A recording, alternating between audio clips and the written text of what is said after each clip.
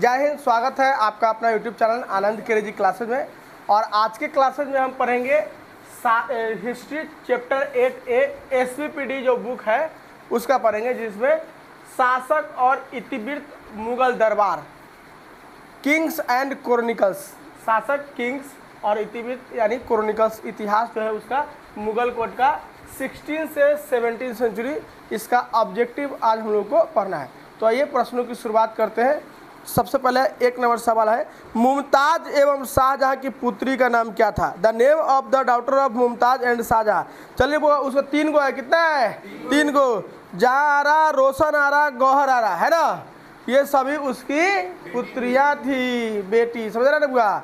3 गो शाहजहां मुमताज का 3 गो बेटी हो गया। चलिए, हुमायूं का भाई कौन था? Who was the brother of Humayun? ये कामरान है, अस्करी है और हिंदाल, ये सभी उसका हुमायूं का भाई था। तीनों भाई था रबुआ, ठीक है। अगला नंबर 3 नंबर क्वेश्चन देखिए, मुगल कालीन चित्रकला किसके काल में चरमोत्कर्ष पर पहुंचा? सबसे इंपॉर्टेंट क्वेश्चन अब तक का सुनाया का है, ध्यान से सुनो। यहाँ 3 नंबर क्वेश्चन कर रहा है, मुगल काल में जो चित्रकला पेंटिंग है वो क्लाइमेक्स पर पहुंच गया। किसके समय में? जहांगीर के समय में, है ना। वो कितना बड़ा पियक कर रहा है, लेकिन उसमें एक क्वालिटी जरूर था कि वो पेंटिंग बता देता था सबको देखे कि मसूद किया है ना, कि यशवंत किया है, कि बसावन किया है, कि गोवर्धन किया है। इसमें उतनी क्षमता थी। किसमें रे बाबू? जहांगीर में। चलिए आगे कहता है, रजमनामा के नाम से किस ग्रंथ का फारसी अनुवाद किया गया? तो रजमनामा जो किताब है रे बाबू, अरे वह महाभारत है। क्या है? हाँ, महाभारत को फारसी भाषा में जो उसको ट्रांसलेट किया गया है वो रजमनामा के नाम से। किसके नाम से? हाँ, ट्रांसलेट किया गया है ये रजमनामा को, ठीक, महाभारत को। चलिए आगे आइए, कहता है कि गुलबदन बेगम, सवाल समझ रहे? 5 नंबर सवाल, गुलबदन बेगम ने किसके आग्रह पर हुमायूं नामा लिखा है? ठीक है, अकबर के कहने पर, ठीक है, ध्यान दो। On whose request did Gulbadan Begum write Humayun Nama? तो वो हुमायूं नामा किसने लिखा बताओ? गुलबदन बेगम ने। किसने लिखा? गुलबदन बेगम कौन थी? बाबर की बहन थी रे बउआ। किसकी बहन? बाबर की बहन, हुमायूं की बहन, बाबर की बेटी। सॉरी, थोड़ा ध्यान रखिए इस बात को, है ना। अकबर के फुआ, किसकी फुआ? अकबर का फुआ। तनका लिखो था, है कि नहीं? पप्पा के बारे में, किसके बारे में? हाँ, ठीक है। तो इस तरह से लिख दिया रे बुआ। आ जाओ साइड से बैठो जाके। तो गुलबदन बेगम हुमायूं नामा लिखा। क्या लिखा बुआ? बोलिए। चलिए आगे देखो, बादशाह नामा किसने लिखा? हु रोट द बादशाह नामा? अब्दुल हमीद लाहौरी ने। किसने लिखा बाबू? लाहौरी ने लिखा। चलिए, यास्सा राजकीय नियम किसने लागू किया था? चंगेज खा। यास्सा बुआ मंगोलों का एक नियम कानून था। किसका नियम कानून था? मंगोलों का नियम कानून था, जिसको यास्सा कहा जाता है। चंगेज खा इसको इम्प्लीमेंट किया था, लागू किया था। हुमायूं नामा को अंग्रेजी अनुवाद किसने किया? 8 नंबर क्वेश्चन है, हेनरी बेब्रिज। क्या नाम हुआ बोलो? बेब्रिज, ठीक है। आगे देखो, लारली बेगम, कौन सा बेगम रे बुआ? किसकी पुत्री थी, है ना? हुज डॉटर वाज लारली बेगम? नूरजहां की। किसकी रे बुआ? नूरजहां। फतेहपुर सीकरी को राजधानी किसने बनाया बताइए? अकबर ने बनाया था। Who made Fatehpur Sikri the capital? Akbar. पता है ना तुमको? वहाँ पर फतेहपुर सीकरी का निर्माण करवाया था, वहीं पर इबादत खाना करवाया था। चलो आगे देखो, 11 नंबर क्वेश्चन। कितना नंबर? हाँ, दरबार में अभिवादन के तरीके कौन कौन से थे? ठीक है, मैंने आपको बताया था कि जो मुगल कोर्ट है उसमें रेस्पेक्ट करने का, सम्मान देने का तरीका कोर्निस था। क्या था बुआ? कोर्निस है, सिजदा है, जमी बोस है, पाए बोस है, ये सारे के सारे तरीके थे। चलिए, पाए बोस पाए को चूमना, पैर को चूमना, जमी बोस जमीन को चूमना, है ना। 4 तस्लीम 4 बार, है ना, ये करना। चलो, अकबर ने किस वर्ष दीन इलाही धर्म चलाया था? चलिए, in which year did Akbar run the Din Ilahi religion? तो दीन इलाही किसने चलाया हुआ? अकबर ने। कब चलाया था बताइए? 1581 में चलाया था, ठीक है ना। चलिए, दारा एवं शाहजहां के पास आगरा में रहती थी, कौन रहती थी बुआ? तो जहारा, जहारा ये सब आगरा में रहती थी, दारा और शाहजहां के पास रहती थी। 14 नंबर क्वेश्चन देखिए, दिल्ली में चांदनी चौक का निर्माण किसने करवाया? हु बिल्ट चांदनी चौक इन दिल्ली? जहारा रे बुआ, ध्यान रखना, जहारा जो शाहजहां की बेटी थी ना, उसी ने चांदनी चौक का कंस्ट्रक्शन करवाया था, उसका ध्यान रखना है। चलिए, बाबर चंगेज खां का कौन सा वंशज था? 15 number question. Which descendant of Babur Genghis Khan was? तो ये 14वां वंशज था। कौन सा वंशज था बुआ? चंगेज खां का। किसका रे बुआ? हाँ, चंगेज खां का 14वां वंशज था बाबर। क्या वंशज था बुआ? 14वां वंशज था। चलो आगे देखो। हाँ, 14वां। क्या नंबर का? हाँ, ये जो था माता की ओर से, किसकी ओर से? माता की ओर से। अब पिता की ओर से तैमुरलंग वाला, याद रखना, वो 5वां वंशज था पिता की ओर से। चल आगे देखो। वो गुलबदन बेगम कौन थी? गुलबदन बेगम लेखिका थी। अभी हमने पढ़ा है कि जो हुमायूंनामा लिखा, अब बाबर की बेटी है ना, हुमायूं की बहन। चलो, अकबर की फूफा ना है। चल आगे देखो। अकबर का संरक्षक बनकर किसने शासन किया? बैरम खां। कौन था बुआ? बोलो।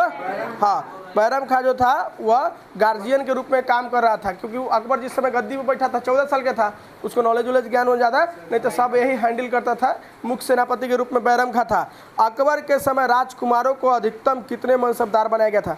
सबसे ज़्यादा हाईएस्ट जो है 12,000 का मनसबदार दिया गया था, जो उसने एक पोस्ट बनाया था मनसबदार वाला, अकबर ने। किसने बुआ?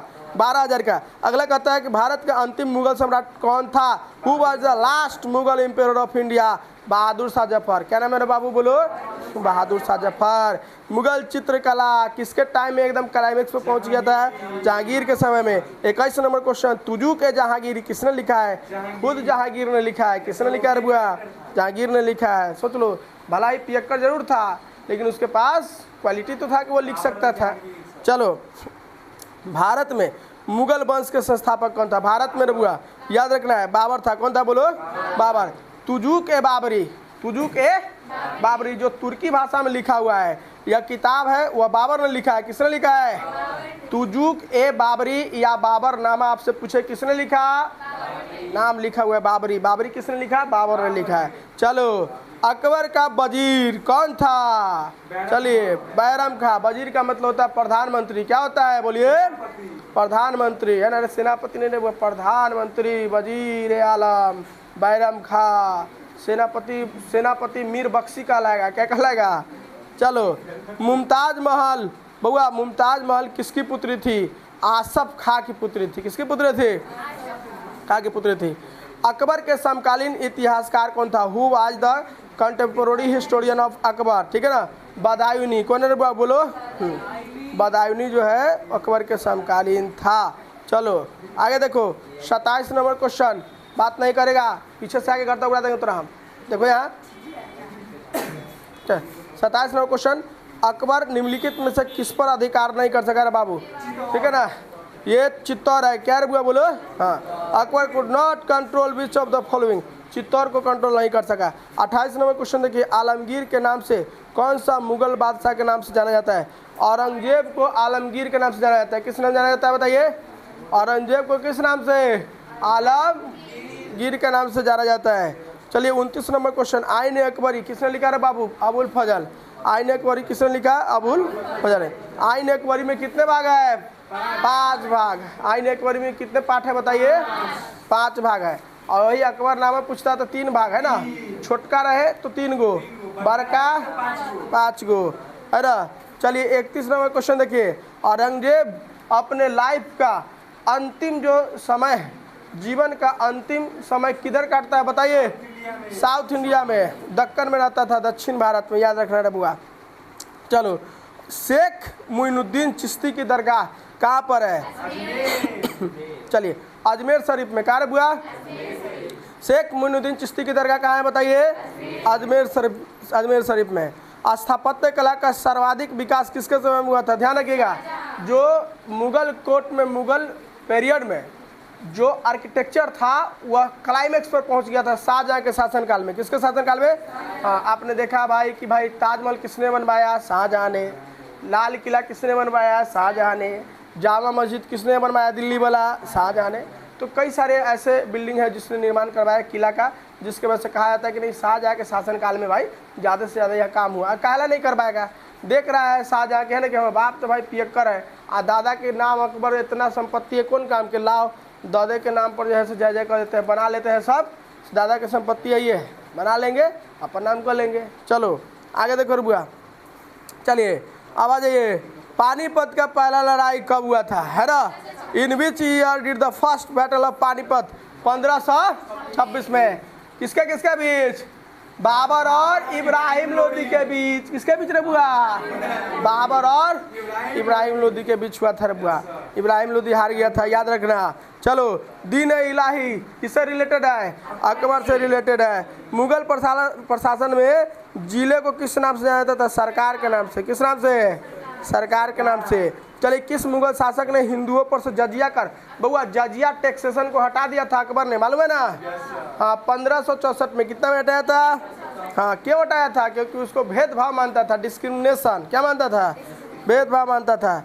चलिए आगे देखिए, कह रहा है कि शेरशाह को, क्वेश्चन नंबर 38 में, शेरशाह को क्यों याद किया जाता है, क्यों जाना जाता है, किस लिए जाना जाता है रे भाई, तो वह उसको भूमि सुधार के लिए जाना जाता है, किसके लिए, लैंड रिफॉर्म सिस्टम के लिए उसको जाना जाता है शेरशाह सूरी को। चलिए आगे 39 नंबर क्वेश्चन देखिए, दीवान ए अशरफ का अर्थ क्या होता है, द मीनिंग ऑफ दीवान ए अशरफ, राजस्व विभाग का अध्यक्ष, जो राजस्व विभाग का अध्यक्ष होता है, चेयरमैन ऑफ रेवेन्यू डिपार्टमेंट, राजस्व विभाग का जो अध्यक्ष होगा उसको दीवान ए अशरफ कहा जाएगा। क्या कहा जाएगा बाबू, चलो अकबरनामा की रचना किसने किया, अबुल फजल ने किया, अबुल फजल ने किया, किसने किया बुआ, अबुल फजल ने किया।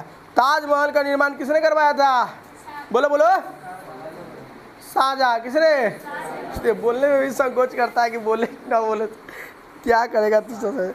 भारत में 16 कुल की नीति के प्रतिपादन किसने किया था, बताइए किसने किया था, 16 कुल, है ना, the proponent of the policy of reconciliation in India, किसने किया था बाबू, 16 कुल, समझौता करना हुआ, मारपीट के बाद 16 लगता है, उसने क्या किया कि सार्वभौम शांति बनाए रखे, 16 कुल की नीति है ना था, पूरा एकदम शांति सुरक्षा से मिलजुल के रहिए, ये 16 कुल की नीति अकबर ने चलाया, किसने चलाया बुआ। चलिए अब आ गया 43 नंबर क्वेश्चन, जजिया किससे लिया जाता था, है ना, हुम वाज जजिया टेकन फ्रॉम, जजिया जो था गैर मुसलमानों से लिया जाता था, किससे लिया जाता था, तो जो मुसलमान नहीं है वो गैर मुसलमान, तो हिंदू है, ईसाई है, बौद्ध है, जैन है, ये सब क्या आ जाएगा, गैर मुसलमान। इतना नाम लेने की जरूरत नहीं है, आपको एक नाम लेना है, जिम्मी, क्या याद रखना है बाबू, गाना में सुना था ना, जिम्मी जिम्मी जिम्मी आजा आजा आजा, इस गाने को याद रखना है, बात सुने कि नहीं, जिम्मियों से लिया जाता था, किससे लिया जाता था, हाँ जिम्मी से लिया था। चलिए 44 नंबर क्वेश्चन देखिए, ताजमहल किस नदी किनारे है, Taj Mahal is situated on the bank of which river, Yamuna, है ना, ताजमहल किसके किनारे है बताइए, यमुना नदी किनारे है ना, दिल्ली किसके किनारे है, यमुना नदी किनारे है। चलो आगे देखो, अकबर ने टोडरमल को दीवान अशरफ घोषित किया था, है ना, उसको बना दिया था टोडरमल को दीवान अशरफ 1582 में, 1582 में, कब बनाया बाबू बोलो। चलो अब देखो, बुलंद दरवाजा, कौन दरवाजा, बुलंद दरवाजा कहाँ पर है बताओ, फतेहपुर सिकरी में, वेयर इज बुलंद दरवाजा, फतेहपुर सिकरी में। ये बुलंद दरवाजा का निर्माण कौन करवाया था रे भाई, बोलो, अकबर ने करवाया था, बोलो, बुलंद दरवाजे का निर्माण किसने करवाया था, अकबर ने। क्यों करवाया था पता है, गुजरात विजय के याद में, किसके याद में बुआ, हाँ गुजरात के जीतने की याद में बुलंद दरवाजा का निर्माण उसने करवाया था। चलिए अकबर का फिनांस मिनिस्टर बताइए कौन है, टोडरमल, कौन है बाबू, टोडरमल। 48 नंबर क्वेश्चन, शेरशाह ने चौसा के युद्ध में, किसके युद्ध में, हाँ बैटल ऑफ चौसा के वार में हरा दिया था हुमायूं को, किसको बुआ, चौसा का युद्ध के बाद एक आया कन्नौज का युद्ध, किसका युद्ध, हाँ चौसा का युद्ध, कन्नौज का युद्ध को बेलग्राम का युद्ध कहते हैं। तो 1539 या 1540 दोनों लड़ाई में शेरशाह सूरी ने किसको हरा दिया था, हुमायूं को हरा दिया। भागा वो कैसे कैसे जान बचा के नदी पार करके, रे भाई यहाँ बिहार के बाहुबली शेरशाह सूरी कोई उपाय नहीं है कि नहीं, भागो। चलिए जहांगीर का शासनकाल क्या था, what was the period of reign of Jahangir, 1605 में, कितना में, 1605 में जब अकबर की मृत्यु हुई तो 1605 में वो गद्दी पर बैठा और 1627 तक वह काम अपना किया। चलिए हाँ 16 कुल 50 नंबर फिर वही क्वेश्चन आ गया जिसका मतलब होता है यूनिवर्सल पीस। क्या होता है बुआ? हाँ, सार्वभौमिक शांति। कोई पूछे सुलह कुल क्या है, तो सुलह कुल सार्वभौम शांति की नीति है जिसको अकबर ने लागू किया था। किसने लागू किया था बुआ? अकबर ने चलाया था। चलिए आइए 1526 के बाद पानीपत का दूसरा लड़ाई 1556 में, कब रे बुआ? पढ़ा थे ना, 2656 है ना। चलिए तो इस लड़ाई में अकबर ने किसको हरा दिया था? हेबू ने। बात तो देखिए, अकबर तो खुद नहीं लड़ने गया था, है कि नहीं? नाम आ जाता है अकबर का। चलिए आगे देखो, तीसरा क्वेश्चन आगे देखो, 52 नंबर क्वेश्चन, जित्तल क्या है? जित्तल, हाँ, व्हाट इज जित्तल? जित्तल जो होता है सिक्का रे बाबू, क्या है? सिक्का है। चलो, शेख सलीम चिश्ती की दरगाह कहाँ है रे बाबू? बताओ, वेयर इज द, हाँ, श्रीन ऑफ सलीम चिश्ती सिचुएटेड? तो आगरा में शेख सलीम चिश्ती, पता है ना बुआ? शेख सलीम चिश्ती की आशीर्वाद से ही, किसके आशीर्वाद से है? केकरा बच्चा हुआ था? अकबर को है ना पुत्र रत्न की प्राप्ति हुआ था जहांगीर के रूप में। चलो आगे देखो, जित्तल किस धातु का बना होता था बाबू? बोलो। तांबा का। जित्तल किसका बना होता था? तांबा का बना होता था। बाबरनामा किस भाषा में लिखा गया है? तुर्की लैंग्वेज में। कौन सा लैंग्वेज में? बाबरनामा कौन सा लैंग्वेज में बुआ? तुर्की लैंग्वेज में है। चलिए आगे देखिए, 56 नंबर क्वेश्चन, अकबर जो है जजिया टैक्सेशन जो था उसको फाइनली इंड कर दिया, समाप्त कर दिया। वो 1564 में, 1564 में उसको समाप्त कर दिया। अकबर का मकबरा कहाँ है? सिकंदरा में। कहाँ है बोलो? हाँ, the tomb of Akbar situated in, तो इस सिकंदरा में। कहाँ पर हुआ? सिकंदरा में। अकबर के दरबार का प्रख्यात गायक है ना, famous singer of Akbar's court was, कौन था बताइए? तानसेन। कौन था बुआ?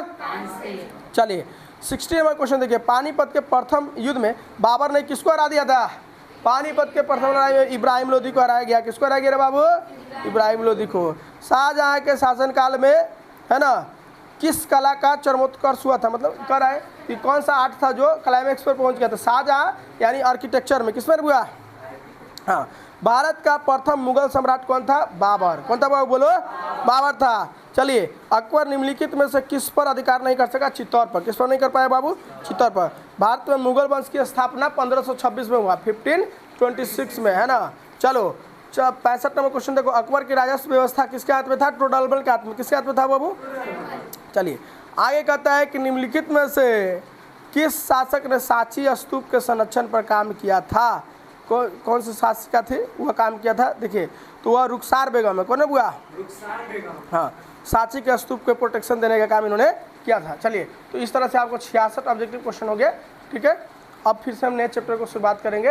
इतना ही इस वीडियो में, फिर अगले वीडियो में मिलेंगे। जय हिंद।